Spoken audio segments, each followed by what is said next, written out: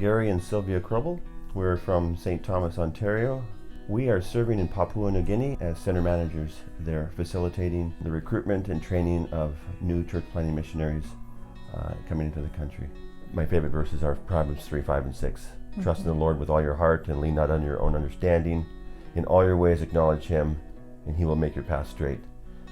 And all through my life, if I'm dependent on the Lord and I'm looking to Him for guidance and direction, He has definitely made my path straight and made it clear the path that we should be going as a family, and we've had no regrets. Yep. Because there's nothing better than to be in the center of God's will.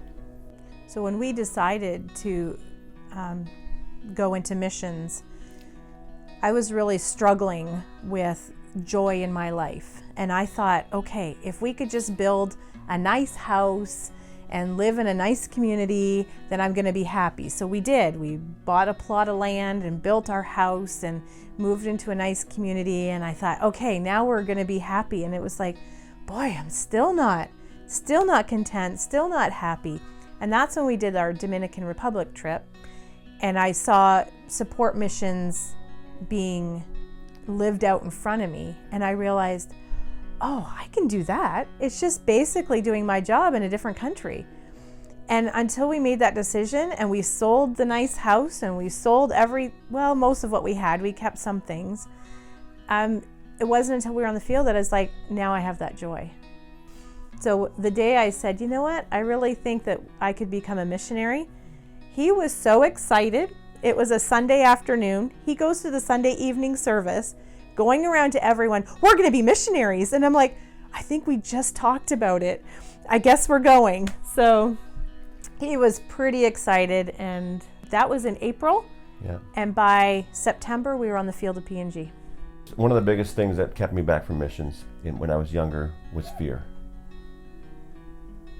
Fear of my lack of ability to speak, to offer, have anything to offer to the Lord. And I've realized that God doesn't want He doesn't want what we can do to offer to Him. He wants us to be empty vessels so His strength can be shown through us. God just wants us to be available, and even if we have nothing to offer, God will do the rest. Mm-hmm. So a good example of that is we arrived and we were doing jobs that we were good at. He loves to fix houses, and that's what he was doing. But then there was a need to fill in for tribal supply, so filling supply orders. So Gary says, all right, I'll do it. And that is so outside what he is ever comfortable with. And he was like, and yep, meeting with people, and that's not me. So that was a good example of him stepping out in faith and going, okay, Lord, you're going to have to do this in me. And he did a great job. Actually, you ended up loving your role there, talking with bush missionaries, helping them out, finding those things that they would really like. And so God can use you even if you don't have that skill. He can still help you through it.